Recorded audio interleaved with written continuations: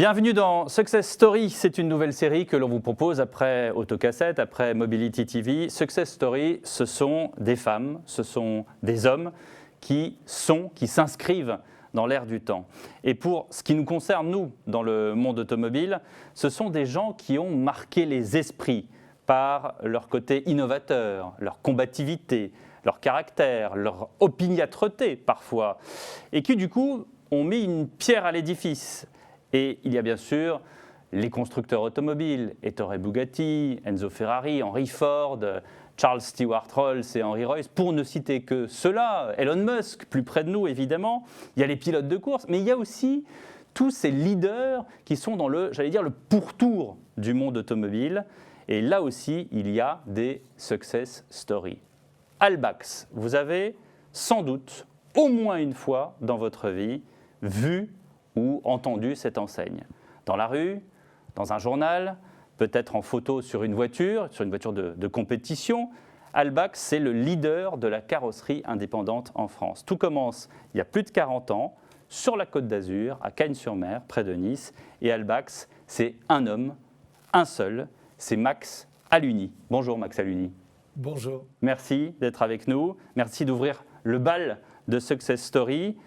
Success Story, c'est le terme qu'on retient pour justement cette mise en place et cette vie qui est la vôtre et la façon dont vous avez construit les choses. Et c'est Aurélien Fleureau, que je salue. Bonjour Pierre. Qui va nous faire la présentation. Et bonjour Max, vous qui êtes l'inventeur de la carrosserie rapide. Je vais faire votre portrait rapide en quelques secondes et on va évidemment évoquer tout cela par la suite. Vous êtes donc le dirigeant du réseau Halbachs et ce qui a fait votre célébrité, on peut le dire, au fil des ans, c'est effectivement ce concept de carrosserie rapide qui n'existait pas. Et vous avez construit un réseau Halbachs à partir de ça. Pour revenir à vos débuts dans la carrosserie, c'était avec votre père, Laurent Aluni, qui était carrossier, qui restaurait des voitures anciennes à Nice. Quelques dates pour expliquer votre parcours. 1978, c'est la création du premier atelier, de votre premier atelier de carrosserie. 1988, 10 ans plus tard, l'apparition donc de ce concept de carrosserie rapide. Et c'est à partir de là qu'en 10 ans, eh bien, le groupe se développe. 9 carrosseries sur la Côte d'Azur. Vous devenez un incontournable du secteur. Vous rachetez en 2003 les entreprises Carex en Ile-de-France. Fin 2006, rachat cette fois de la carrosserie Lecoq à Saint-Ouen en Seine-Saint-Denis. C'est un temple de la restauration et du luxe automobile qui est sauvé de la disparition. Les voitures anciennes, on le verra, hein, c'est une passion pour vous. Quelques mots pour vous définir, innovation, proximité, famille, c'est ce qui revient souvent vous concernant. Vous remportez différents prix, soulignant notamment la qualité de vie au travail dans vos carrosseries. C'est quelque chose qu'on ne met pas forcément toujours en avant dans les entreprises. Précurseur des 35 heures, vous êtes aussi connu pour redistribuer des augmentations régulières pour les salariés dès que l'activité progresse. Ça aussi, ça peut se souligner. Et votre groupe Halbachs, ce sont actuellement 16 centres en Ile-de-France et en région sud qui emploient un petit peu plus de 250 personnes. Et dernier élément tout récent, vous avez été nommé cette année chevalier de l'Ordre national du mérite. Voilà pour cette présentation. Commençons par la fin. Recevoir l'Ordre du mérite, ça vous émeut? Oui. D'ailleurs, vous l'arborez fièrement, là on peut le voir. Oui. Oui, pourquoi? Parce que lorsque je l'ai reçu, c'était en décembre 2017, je crois. Mm-hmm. Et j'avais 1 an précisément pour dire si je l'acceptais ou pas. Alors, comme tout le monde, hein, les premiers jours, on dit tiens, je l'ai mérité. Hein. Ils auraient pu au moins mettre la rouge plutôt que la bleue. Oui, parce que bon, on peut toujours fanfaronner. Et puis ensuite, la réflexion vient vite et puis on se dit mais est-ce que je le mérite? Est-ce que je suis capable de le porter? Et est-ce que je peux l'honorer et en être fier? Et là, c'est très difficile. Et donc là, il m'a fallu un peu plus de 8 à 9 mois pour accepter le principe de l'accepter. Et puis, ma famille, mes enfants, mon épouse m'ont dit « il faut que tu y ailles quand même, tu ne peux pas laisser ça comme ça ». Et donc j'ai dit « ok ». Mais j'ai dit « ok », mais Alors je souhaite que ce soit remis lors de Rétromobile, parce que c'est quand même... on a vraiment toute la famille de l'automobile. Le salon des voitures anciennes, porte de Versailles. Le salon des voitures anciennes, et puis toutes les familles sont réunies, c'est-à-dire qu'il y a les constructeurs, mais il y a aussi les revendeurs, les réparateurs, tous les métiers de l'automobile sont là. Et je me suis dit, si un jour je l'ai mérité grâce à mon métier, et donc c'est là que je souhaite l'avoir, et on me l'a remise. Et une fois qu'on me l'a remise, je la porte fièrement aujourd'hui, et j'en suis très heureux. En tout cas, ce qui est sûr, c'est que ça ne signe pas une fin de carrière, hein. Ce n'est pas un jubilé, c'est que vous avez encore plein d'idées et vous avez encore des projets. Non, mais ça, c'est sûr. C'est sûr. C'est sûr. Et alors, en même temps, vous avez repensé à votre père, Laurent Aluni, j'imagine, qui vous a, d'une certaine manière, appris le métier, qui vous a transmis beaucoup de choses. Alors, ne venez pas me chercher là-dessus, sinon je vais vite avoir des larmes. Donc oui, bien sûr. J'avais perdu ma maman peu de temps avant. Mon père est parti il y a une bonne dizaine d'années. Mais c'est vrai que c'est les personnes à qui on pense le plus rapidement possible.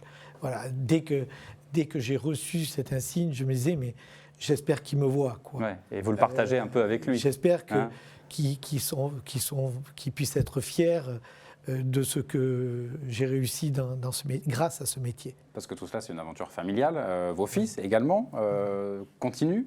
Vous pouvez nous dire un petit peu comment tout ça s'est mis en place? Parce qu'il y a donc effectivement Halbach, vous avez racheté la carrosserie Lecoq, là, pour faire un petit point, un petit panorama de ce que représente le groupe. Alors, aujourd'hui, ce qu'il faut prendre, c'est un petit peu d'historique. Mon grand-père, comme je dis toujours, un de mes grands-pères tapait de la tôle. Mon père était carrossier. Je suis parti de la carrosserie, moi je ne voulais plus être carrossier, je ne voulais surtout pas être carrossier. Qu'est-ce que vous vouliez faire? Mais j'avais appris à travailler, donc, parce que depuis, nous les jeudis c'était dans les ateliers, donc on ne pouvait pas nous mettre à garder à droite et à gauche, donc c'était dans les ateliers. Donc de l'âge de 5 ans et à 11 ans, on savait ce que c'était un taille et un marteau, et à 14 ans, on savait peindre une voiture, etc. Donc j'ai appris mon métier sans travailler. J'ai appris mon métier simplement en passant du temps dans des ateliers. Ensuite, je suis parti, je n'ai pas voulu travailler avec mon père, parce que je me disais non, je ne veux pas être un artisan. Je ne veux pas être un artisan, même s'il y a toute la noblesse dans l'artisan, je voulais être un chef d'entreprise. Je ne voulais pas être un artisan. Et donc, je me suis dit tout, mais si je dois revenir à la carrosserie un jour, ce sera autrement. Mais je ne savais pas comment. Donc, j'ai commencé à m'installer à mon compte comme restaurateur. D'abord, j'ai été boucher, apprenti boucher. Après, j'ai été restaurateur. Ça a été la première fois où je me suis installé à mon compte. Je suis resté 1 an et demi, donc c'était en 76-77, et en 78, lors d'un déjeuner dans le restaurant que je tenais, quelqu'un est venu me proposer un très beau local pour faire une carrosserie, et parce que je pestais toujours de travailler le samedi, le dimanche, et de travailler le soir tard, ce qui faisait de moi que j'étais tout le temps dehors la nuit, et je travaillais toujours les samedis et les dimanches. Donc ça me gênait un peu. Je n'avais pas de vie sociale, à part le restaurant. Et quand on m'a parlé de carrosserie, je me suis dit oui, quand même, ça vous a rattrapé. Je retrouve une vie normale. Et donc j'ai dit oui, et j'ai ouvert Halbach en peu de temps. Et alors pourquoi Halbach? Alors pourquoi Halbach? Alors non, parce que à l'époque, à Nice, il y avait un concurrent qui était un homme extraordinaire que j'appréciais beaucoup. C'était monsieur Christian Bendix, qui est décédé il y a 2 ans et qui avait la plus belle carrosserie de Nice. Une 15aine de personnes. À ce moment-là, c'était des très très belles carrosseries. Oui. Déjà aujourd'hui, c'est très connu d'ailleurs dans toute la France à l'époque, pas que sur la côte, Bendix. Bendix, il était connu. Alors attention, il ne faut pas se tromper entre Bendix le carrossier et Bendix les plaquettes de France. Ah non, bien sûr, non, je ne faisais pas référence à ça. C'était 4 générations. C'était la 3e génération, et ensuite il y a eu ses enfants. Et là maintenant, ils ont fermé partiellement. Et c'est lui qui faisait les plus belles voitures dans Nice, c'est lui qui avait la plus belle renommée dans Nice. Mon père avait un atelier d'une dizaine de personnes. Et moi, je m'étais dit, à l'époque, il faut que, si j'ouvre une carrosserie, il faut que je sois le premier. Sinon, ce n'est pas intéressant. Donc, déjà, il faut être le premier dans l'annuaire. Parce qu'à l'époque, on recherchait un carrossier grâce à l'annuaire. Ouais. D'où il fallait que ça commence par A. Et pas par B. Bon, donc AL, à l'Uni, j'ai dit, tiens, AL, c'est pas mal. La propriété sur laquelle j'avais loué un local, c'était la propriété Baxi. Donc ALB, Alb. Alb, j'étais bon. Et puis, il me manquait le AX, Max, la fin de Max. Donc Albax. Et en fin de compte, je me trouvais devant Bendix. Et j'avais bien retenu Bendix en me disant, mais pourquoi Bendix? Parce que Bendix, c'était 2 syllabes, et ça terminait par un X, et ça faisait un nom mémotechnique. Ça sonne bien. Qu'on retenait correctement. Est-ce qu'on pouvait trouver des plaquettes de frein Bendix chez Albax? Non, bien sûr. Non, mais j'ai beaucoup... on est resté tout le temps très copains avec Christian Bendix, mais j'ai mis 3 ans pour le dépasser. Max à l'Uni, la carrosserie dans les années 60-70, ce sont les films de Melville. C'est, je ne veux pas caricaturer, mais c'est le garage de Bébert, c'est la tôle, ça sent l'huile de ricin, ça sent l'huile moteur, etc. Aujourd'hui, le groupe Albax, ce sont 16 centres de carrosserie en pagaille en Ile-de-France, 256 employés, ce sont 74 nouvelles embauches en 2019, c'est un chiffre d'affaires de 27 millions d'euros. Comment est-ce qu'on transforme ça comme ça? En ne voulant pas être un artisan, en voulant être un chef d'entreprise. Donc on va se former, parce que bon, autodidacte, donc tout de suite j'ai cherché de la formation, je suis rentré au centre des jeunes dirigeants, ça m'a permis de rencontrer beaucoup de chefs d'entreprise, ça m'a permis de comprendre ce qu'était un chef d'entreprise, ça m'a permis d'apprendre, de me former correctement chaque fois où j'étais faible quelque part. Ensuite, j'ai pris des engagements patronaux là où il me semblait que j'avais des besoins. J'ai été juge au tribunal de commerce, etc. À l'union patronale, à la chambre de commerce. J'ai essayé à chaque fois d'apprendre. Il ne faut jamais s'arrêter d'apprendre parce que tous les jours, on apprend quelque chose. Même aujourd'hui? Il faut jamais... Ah oui, oui. Qu'est-ce que vous avez appris aujourd'hui? Qu'est-ce que j'ai appris aujourd'hui? J'ai appris qu'on circulait bien dans Paris et donc que j'étais pénalisé parce que les voitures, il y en a moins en moins qui roulent et donc j'ai 50% de moins de chiffre d'affaires. Voilà ce que j'ai appris en arrivant à Paris. On fait moins d'accidents. Non, mais je veux dire par là qu'on apprend vraiment tous les jours et il faut douter tous les jours. Juste une anecdote comme ça et puis j'arrêterai sur le truc. Je me souviens, j'ai commencé avec 3 personnes, c'est-à-dire un carrossier, un mécanicien et moi en peinture. On a été vite 11 personnes. Et puis mes parents étaient venus me rejoindre et ils me disaient non, il ne faut pas dépasser 11 personnes. Il y a des taxes, il y a des trucs, tu sais, il ne faut pas. J'ai dit écoutez, laissez tomber 11 personnes. Et puis après, 10 ans après, on y était 28, 29 à peu près parce que j'avais prévu d'ouvrir la première carrosserie rapide. Première carrosserie rapide, comment je l'ai créée? Le centre des jeunes dirigeants, j'ai fait un groupe de travail. Qu'est-ce que vous attendez de votre carrossier? Et là, il est ressorti rapidité, proximité, qualité. Vous avez fait un audit prix. alors qu'à l'époque, les carrossiers ne le faisaient pas. Ouais.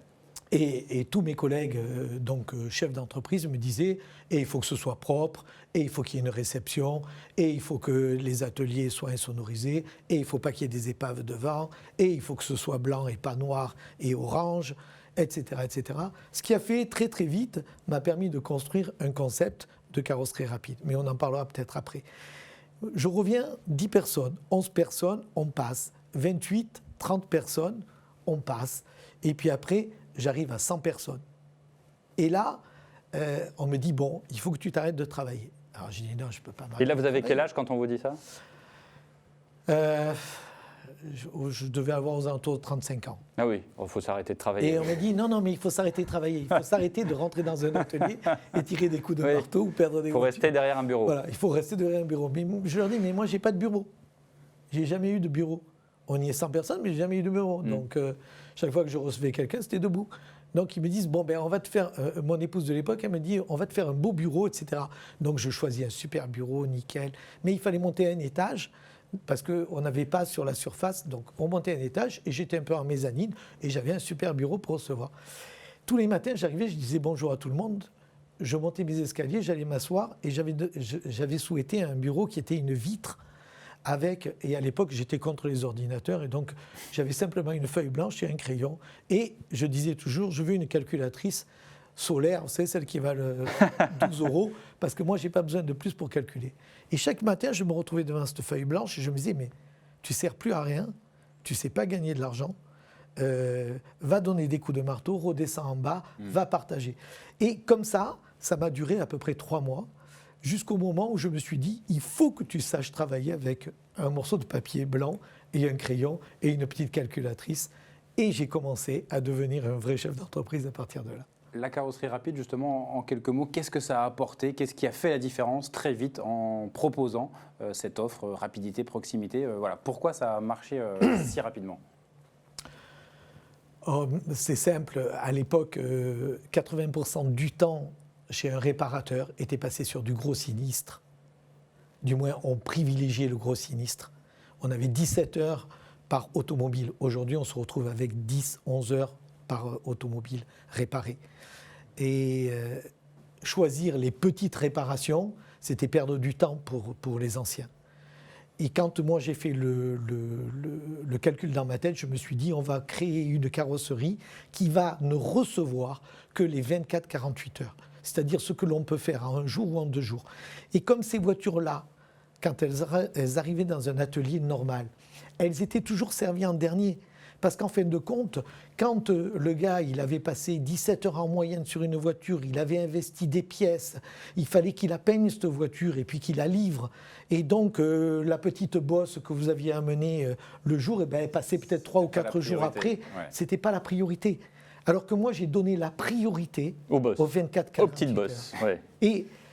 Et d'un seul coup, mais ça a fait tache d'huile. On s'est retrouvé à ouvrir 2 carrosseries rapides par an pendant 10 ans. C'est pour ça que moi, dans mon enfance, les petites 2 chevaux, les petites R5, les petites 104, elles étaient toutes un petit peu bossées parce qu'on n'avait pas le temps de les réparer, parce que sinon on les mobilisait une semaine chez le réparateur. Tout à fait, tout à fait. Et vous avez réussi à casser ça. Tout à fait. Mais alors justement, avec des techniques spéciales ou Alors oui, oui, parce que personne n'en parle, mais on a fait des premières mondiales quand même. D'abord, on a mis une ergonomie dans un atelier, une entrée, une sortie. Ce que peu de gens avaient. On rentrait dans un atelier, on sortait en marche arrière. C'est-à-dire on mettait 30% du temps, c'était des manœuvres. Okay. Donc là, nous, on avait calculé une entrée, une sortie. Ensuite, on avait calculé une cabine avec une entrée, une sortie. C'est-à-dire on rentrait d'un côté, on sortait de l'autre. Déjà, c'était... comme les cabines de lavage, quoi. Voilà. Donc ça, c'était quand même fabuleux. Ensuite, on a mis les premières aires de préparation qui n'existaient pas à l'époque. Je suis allé travailler avec EDF-GDF pour construire les premiers infrarouges à ondes courtes et moyennes. À quoi ça sert, ça ? À sécher de la peinture en 7 minutes. À l'époque, n'importe quelle peinture, on la séchait en 25 minutes et elle n'était pas sèche à cœur. Alors qu'avec des infrarouges, on n'est pas les infrarouges chaleur au gaz, infrarouges ondes courtes, ondes longues, ondes moyennes, on est arrivé à ça. Tout ça parce qu'un jour, j'avais vu un micro-ondes et je me disais, mais pourquoi on peut dessécher un morceau de pain en 2 secondes et pourquoi moi, je ne peux pas sécher ma peinture? Et j'étais avec Guy Martin, quand je disais ça, Guy Martin de Omia, qui a été le président de la Fédération française de la carrosserie. C'est bien de préciser, parce que moi je pensais au chef étoilé qui n'a rien à voir. Sur les micros, tout ça. Et Guy Martin, je lui dis, mais tu connais personne chez EDF-GDF? Et il me dit, mais attends, chez EDF-GDF, moi je travaille avec le gaz, je vais te faire monter un groupe de travail. Et donc, il monte un groupe de travail, il me paye les avions 1 fois par semaine, je monte à Paris 1 fois par semaine, à la Défense, j'arrive, je réfléchis avec eux, je leur explique nos besoins, etc. Et on sort le premier séchage à ondes et on sèche la peinture en 7 minutes. Le problème, c'est que les peintures, elles ternissaient. Donc Spieker, à l'époque, je travaille avec, son nom va me revenir, le président de l'époque, Et je lui dis, mais attends, c'est pas possible, regarde ta peinture, elle ne tient pas, etc. Et il vient avec des experts, ses ingénieurs, ouais. et ils se mettent là, ils réfléchissent, etc. Et on crée une peinture pour la carrosserie rapide, une ligne de peinture pour la carrosserie rapide à séchage rapide. Et là, on a commencé à tout gagner. On avait des aires de préparation, on avait des séchages rapides, et ensuite, on rentrait dans une cabine, la première cabine à filtre charbon. Ça a été la première mondiale. Nous l'avons installée dans cette carrosserie rapide. Et ça veut dire qu'aujourd'hui, tous ces systèmes-là sont partout dans les 16 centres de Halbach. Non, mais ils sont partout chez tous les carrossiers. Oui, c'est-à-dire qu'on vous a copié après. Heureusement, ça a fait avancer le système. Mais vous dites heureusement, ça veut dire que vous ne le regrettez pas. Vous dites, ah zut, non, vous auriez pu dire, non. mes concurrents m'ont copié, du coup ils me prennent le marché. Vous êtes justement, c'est ce qui fait aussi la success story de Max Aluni, c'est que vous dites, on est tous dans le même bateau, on fait le même métier, on avance. Ah, j'aimerais que mes collègues l'entendent. Mais bon, ils vont l'entendre grâce à cet enregistrement. C'est pas toujours bien entendu. Oui, j'ai été le premier à informatiser les carrosseries. Quand j'ai informatisé les carrosseries, en fin de compte, qu'on avait des carrosseries rapides, on faisait des devis toutes les 10 minutes. C'est-à-dire on s'arrêtait devant chez nous, on sortait, on avait un bloc-notes, on notait, on rentrait, on informatisait, on faisait un devis. En moins de 10 minutes, le client s'en allait avec un devis, une carte de visite et une enveloppe, dans une enveloppe. Et on lui remettait, il venait faire réparer chez nous ou pas. Tous les carrossiers de Nice envoyaient leurs clients chez nous pour faire un devis, et puis ils disaient, nous on fait moins cher, on s'aligne derrière. Mais ce qu'ils n'ont pas compris, c'est que c'est moi qui ai fait le prix. Parce que tout le monde, à ce moment-là, vendait mal leurs heures. Et à ce moment-là, on a monté le prix, on l'a vendu au bon prix, et tout le monde m'a copié. Et d'un côté, je me disais, c'est quand même embêtant. Tous mes collègues me disaient, tous les gens qui travaillent chez moi, ils me disaient, mais tu te rends bien compte, tu vois bien que c'est le mec d'à côté qui nous l'envoie.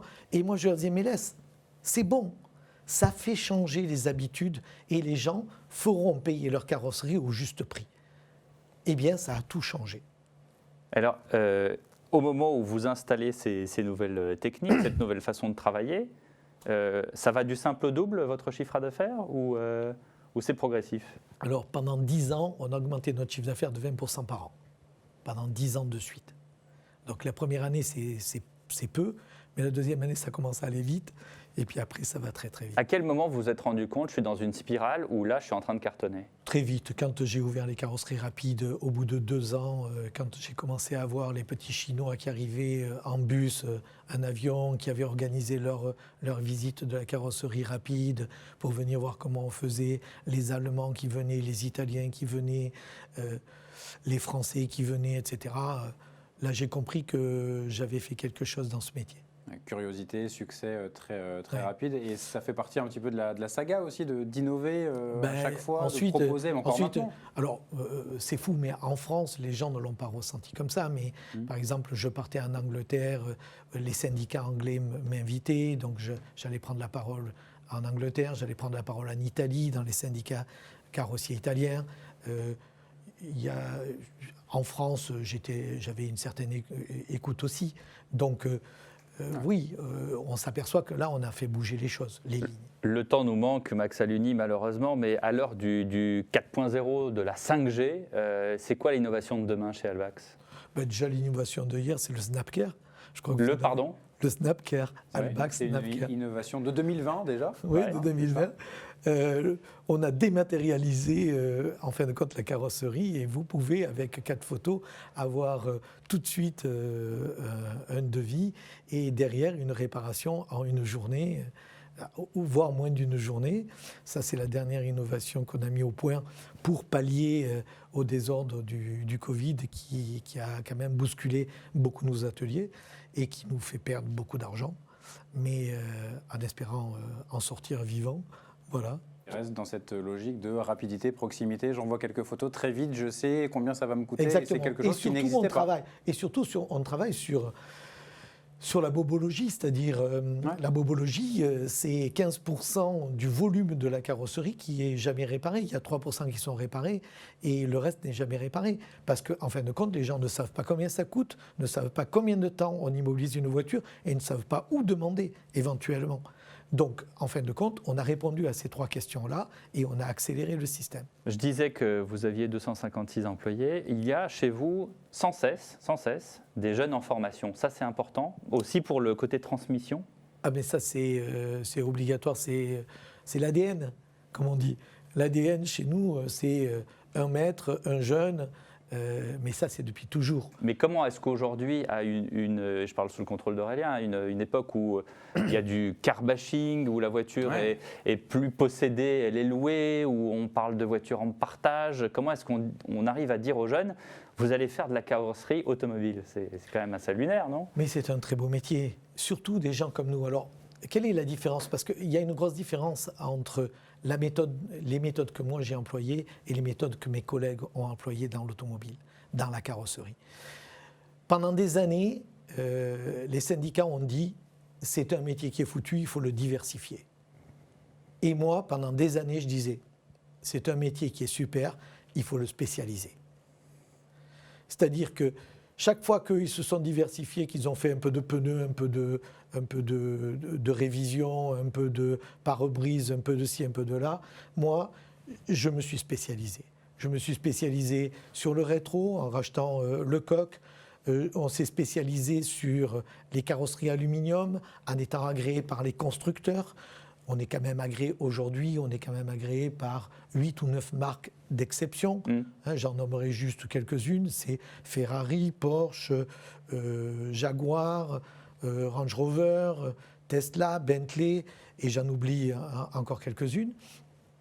Et là, en plus, on prend une voiture de A à Z, que ce soit une ancienne, eh bien, on est capable de la restaurer grâce au savoir qu'on a ramené à la carrosserie Lecoq. Et vous prenez une voiture qui vient de sortir, la dernière Ferrari, en cas d'un sinistre, eh bien, on est capable de la réparer parce qu'on est allé se former chez le constructeur pour pouvoir la réparer. Et on est capable de réparer la voiture de Monsieur Tout-le-Monde de A à Z avec tout ce qu'il faut, y compris les ADAS, y compris les formations. Les aides, oui. Voilà. Y compris les contrôles des ADAS, etc. Parce qu'on a tout l'outil. Par contre, je ne viens pas changer mes pneus chez vous. Ça, je vais chez non, chez dans le cadre d'un sinistre, si vous avez un pneu abîmé et qu'on vous propose de changer les 2 ou les 4, on le fera. Mais pas en direct. Votre entreprise Albax, vous le disiez à l'instant, répare aussi bien les voitures modernes que les voitures anciennes. Mais ça aussi, c'est une passion chez vous, hein, la voiture ancienne. Pas tout dévoiler, mais c'est quelque chose que vous aimez bien. Oui, oui. Alors, pourquoi? Parce que, comme le dit, je crois, Sean Connery, dans un des tout premiers James Bond, avec une Bentley, parce qu'avant, c'était les Bentley des années 30 et non pas la Aston Martin DB5, qui à l'époque était une voiture moderne. Et il dit, on n'en fait plus des comme ça. Est-ce qu'aujourd'hui, vous êtes aussi de ceux qui disent on n'en fait plus des comme ça, et à partir de quelle année? Non, les plus belles, c'est les années 30, de toute manière, pour un carrossier, j'entends. Après les mécaniques, je pense qu'on en a fait des belles tout le temps. Voilà. Il n'y a pas des années où il y a de la plus belle mécanique ou de la moins belle mécanique. Il y a une évolution de la mécanique et elle est toujours extraordinaire, cette évolution. Mais les plus belles automobiles, c'est les années 30.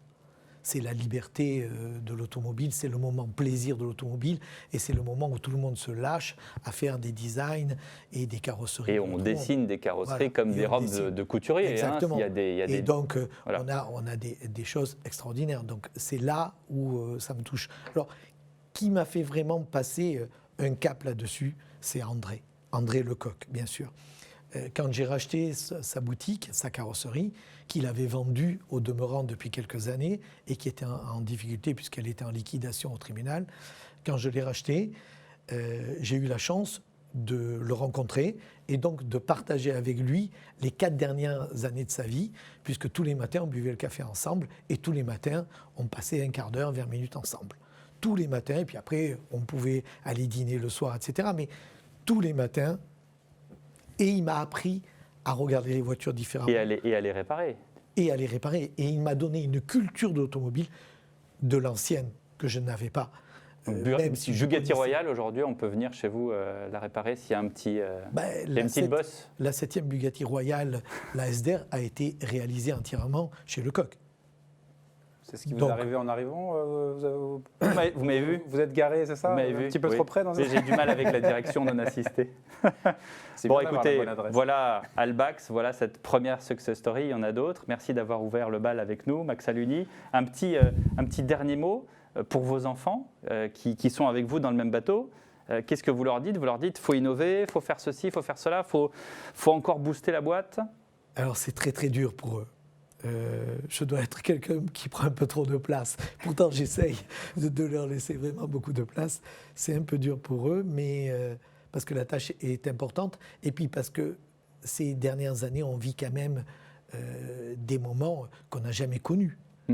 Cette histoire de Covid, c'est une histoire de fou. Eh oui. Donc, Et si l'on regarde reprendre- cet enregistrement dans quelques années, vous comprendrez pourquoi voilà. j'ai ceci.